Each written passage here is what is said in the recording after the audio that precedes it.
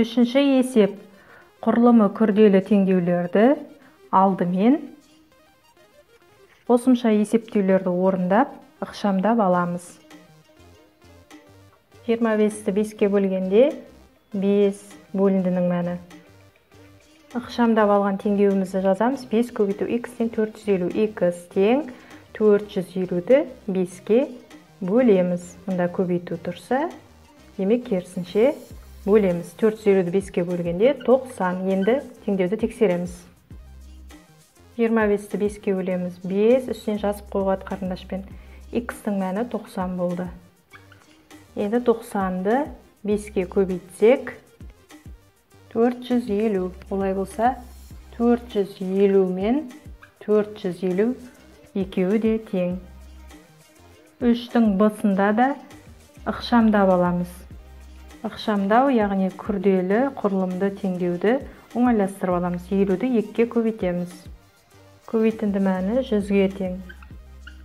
Енді с көбейту 100. Мінекей ықшамдап алдық.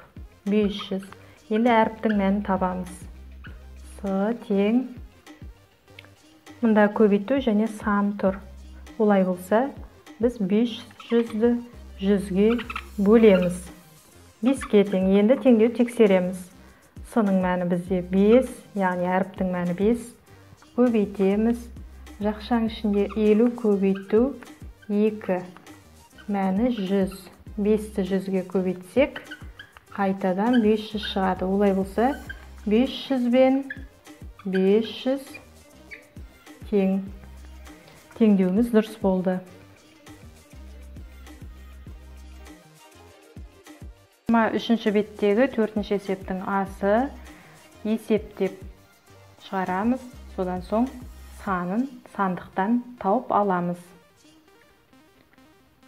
Ондықтарын бірліктерін екінші көбейткіш 2-ге әрқайсысын көбейтіп шығамыз және барлығын қосамыз. 10-ды 2-ке көбейтеміз. 20, 2-ні 2-ке көбейткенде 4. 20 мен 4-ті қоссақ, қосындының мәні 24. Енді 600 бен 300-ді бөлетін болсақ, жүздіктерде 2 нөл бар. Олай болса 2 нөлін соңғысын шегереміз, қысқартамыз. Сонда 6-ны 3-ке бөлгенде 2 нөлдері қысқарып қалды.